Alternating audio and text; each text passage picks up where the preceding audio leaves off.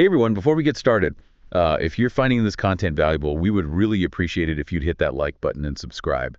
It helps others discover the show and join these fascinating conversations. Absolutely. We appreciate all the support. All right, so today we are examining the proposed Bitcoin Act of 2024. We've got the actual bill text, plus a really insightful interview Senator Cynthia Lummis did on the Bitcoin Layer YouTube channel. She's the one who introduced this legislation. Yeah, it's definitely a bold proposal.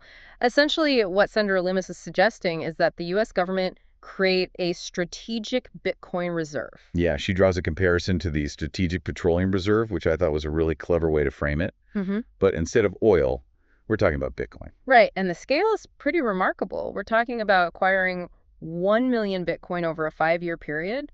That's about 5% of all the Bitcoin that will ever exist. Okay, so walk me through this. Where's the money coming from? Are we talking taxpayer dollars? Actually, no.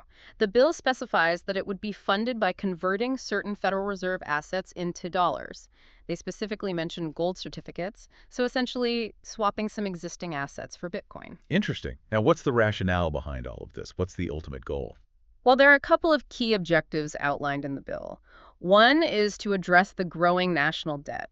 Senator Lummis argues that holding Bitcoin could potentially cut the debt in half over a 20-year period. That's a pretty big claim. Yeah. I'm assuming the logic there is that Bitcoin's value will appreciate significantly over that time. Exactly. Senator Lummis refers to Bitcoin as a hard asset, similar to gold, which can offer protection against inflation and economic uncertainty.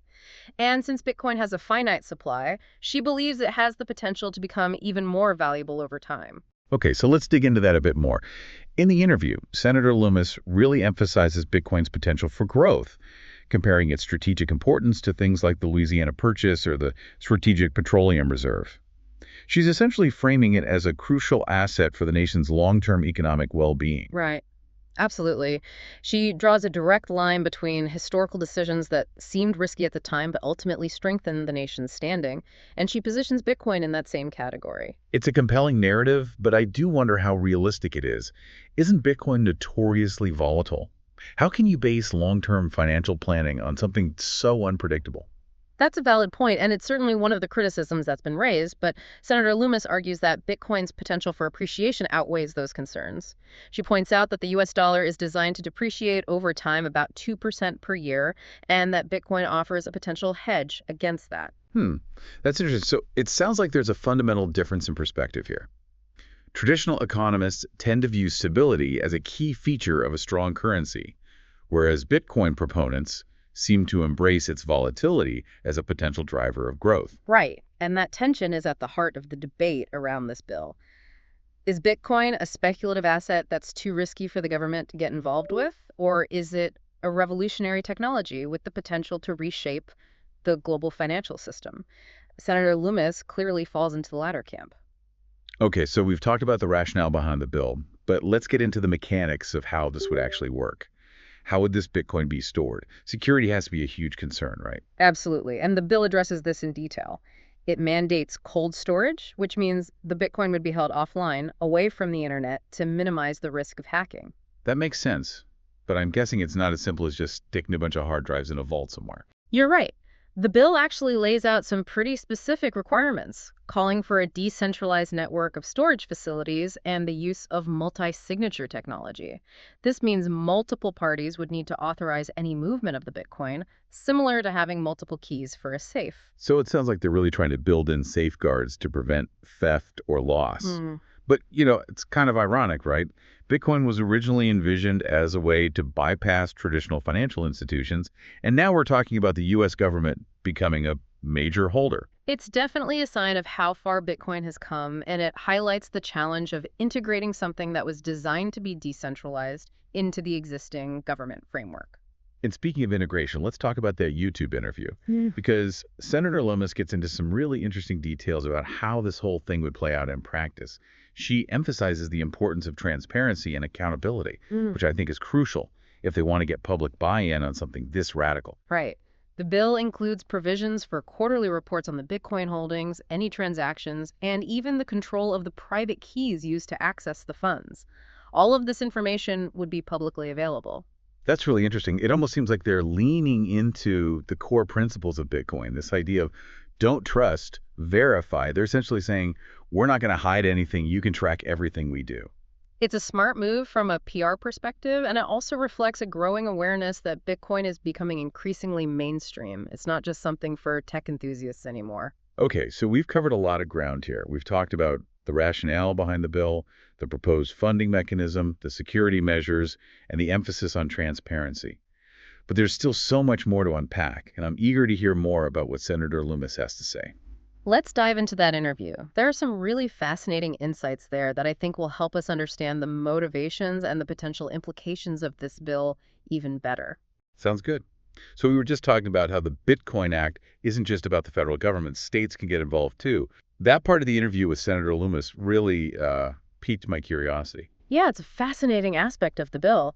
It essentially allows states to voluntarily store their Bitcoin holdings within the strategic Bitcoin reserve. Think of it as diversifying their portfolios, but with a digital asset. It almost feels like a pilot program for states to dip their toes into the world of Bitcoin without fully diving in headfirst. That's a great way to put it. It provides a safe and regulated environment for states to experiment with Bitcoin as a potential reserve asset. And as you pointed out earlier, it could create healthy competition and innovation as states explore different approaches to integrating Bitcoin into their financial systems. Imagine a future where some states become known as Bitcoin hubs, attracting businesses and investment with favorable regulations and infrastructure.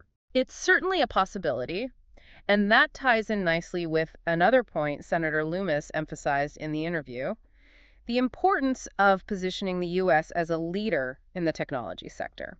She sees this as more than just a financial play. It's about fostering innovation and attracting talent.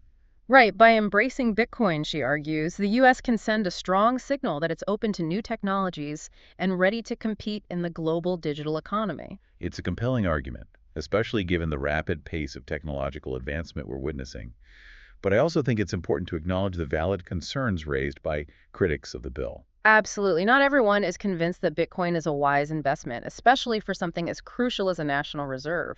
Some economists argue that Bitcoin's volatility makes it too risky. They point to its dramatic price swings and the potential for market manipulation. Others worry about the environmental impact of Bitcoin mining, which requires significant energy consumption.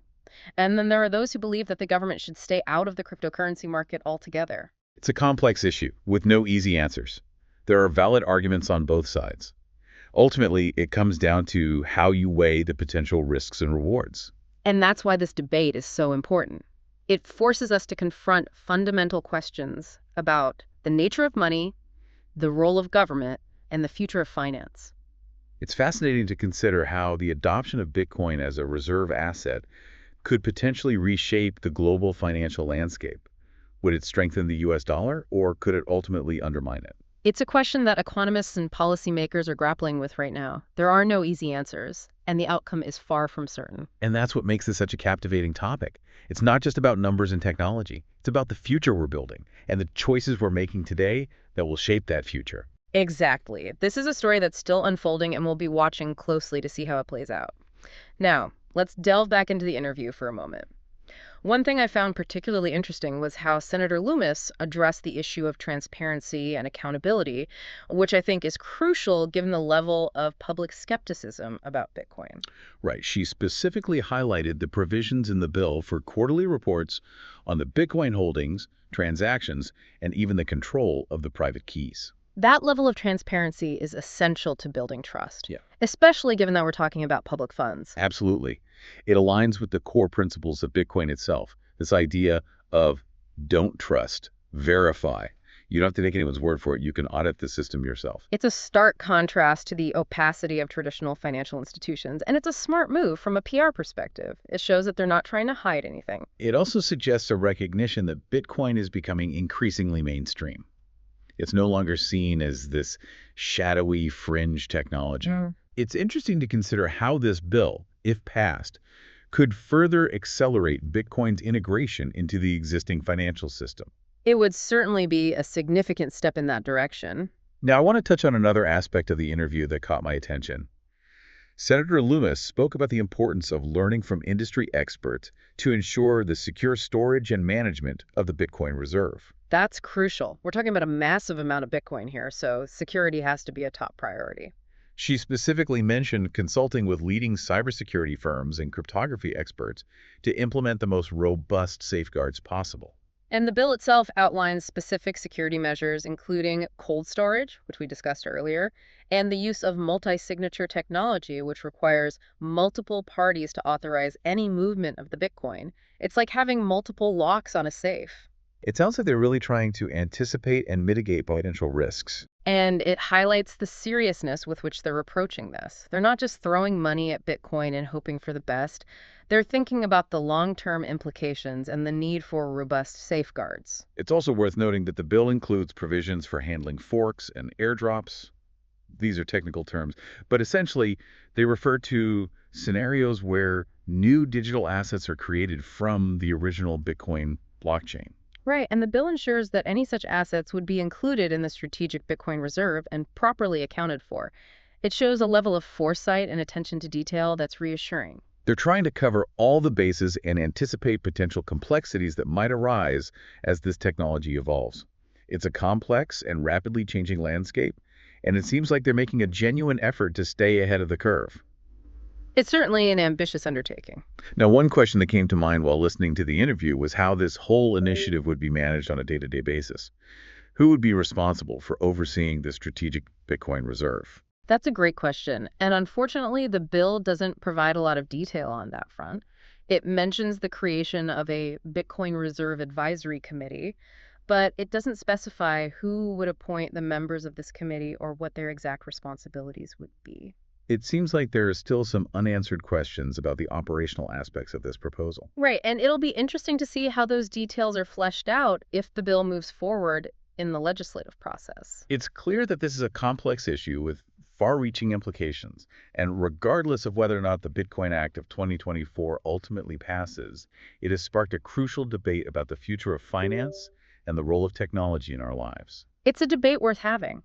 And as informed citizens, we need to engage in this conversation, weigh the arguments, and form our own conclusions. Now, let's shift our focus to some of the broader implications of this bill. One of the things that fascinates me is the potential impact on the global financial system. The US dollar has long been the dominant reserve currency. But what happens if other countries start following suit and adopting Bitcoin as a reserve asset? That's a question that's been on the minds of economists and policymakers for some time now. Some believe that it could lead to a more multipolar world where power is distributed more evenly among different nations and currencies. Others worry about the potential for instability if the global financial system becomes too fragmented. It's a complex and evolving landscape, and it's difficult to predict how things will play out in the long run. But one thing is certain. The Bitcoin Act of 2024 has thrown a wrench into the gears of traditional finance, forcing us to confront fundamental questions about the nature of money and the future of the global economy. It's a reminder that the world is changing rapidly, and we need to be prepared to adapt. And part of that adaptation involves staying informed and engaging in these important conversations. Absolutely. We encourage all of you listening to do your own research, explore different perspectives, and form your own opinions on this complex and fascinating topic. And we'd love to hear your thoughts. Leave a comment below and tell us what you think about the Bitcoin Act of 2024. Is this a step in the right direction, or are we headed down a slippery slope? Let us know. It really feels like we're seeing a clash between, like you said, the old ways of thinking about money and this new technology. Yeah, it's a really fundamental shift. I mean, for so long we've relied on these centralized institutions, governments, banks to control the money supply. But Bitcoin, it's like it operates on a whole different set of rules. It's decentralized. Right. It makes you wonder, like, what happens if this really takes off? What if other countries decide to follow suit and start adopting Bitcoin as a reserve asset, too? I mean, could this actually challenge the dominance of the US dollar in the global financial system? That's a big question, and it's something that a lot of people are thinking about right now. Some experts believe that it could lead to a world where power is distributed more evenly, not just concentrated in a few powerful countries. Right. Others, though, they worry that it could actually destabilize the global financial system. Like, what if every country starts hoarding Bitcoin? Could that trigger some kind of global currency war? It's hard to say for sure what will happen. It's all so new and unpredictable. This whole landscape is shifting so quickly. Exactly. And that's why it's so crucial to have these conversations, to really dig into the different perspectives and to be open to challenging our own assumptions. We need to be adaptable and strategic to navigate this new terrain. Now, before we wrap up, I want to circle back to something you mentioned earlier about the environmental impact of Bitcoin mining. That's a concern that's been raised by many critics of the bill. Yeah, it's a valid point for sure. Bitcoin mining uses a lot of energy, and a lot of that energy currently comes from fossil fuels. Mm-hmm. It's a problem, there's no doubt about it, but the Bitcoin community is working on it. There are initiatives underway to encourage the use of renewable energy for mining. That's good to hear. And some developers are exploring entirely new approaches to how Bitcoin transactions are verified, ways that would be much more energy efficient. So it sounds like there's a lot of work being done to address the sustainability concerns. Definitely. The future of Bitcoin really depends on making it more environmentally friendly because if it's going to be a truly mainstream asset, it can't come at the cost of the planet. Absolutely. And it's also important to remember that the traditional financial system has its own environmental impact. Oh, for sure. Think about all the banks, the data centers, the global transactions. All that requires a tremendous amount of energy, too. So it's not a simple black and white issue. Right, it's about looking at the whole picture. So we've explored the Bitcoin Act of 2024 from a lot of different angles, from its potential impact on the national debt to its implications for the global financial system. It's a bold proposal, there's no doubt about it. It really forces us to rethink our assumptions about money and the role of government in the digital age. And regardless of whether you agree with Senator Loomis's vision or not, this is a conversation that we need to have as a society. Absolutely. We encourage all of you listening to do your own research, explore the different viewpoints out there, and form your own opinions. And we'd love to hear what you think. Leave a comment below and tell us your take on the Bitcoin Act of 2024. And if you enjoyed this discussion, please hit that like button and subscribe to the channel. It really does help us reach a wider audience. Thanks for listening.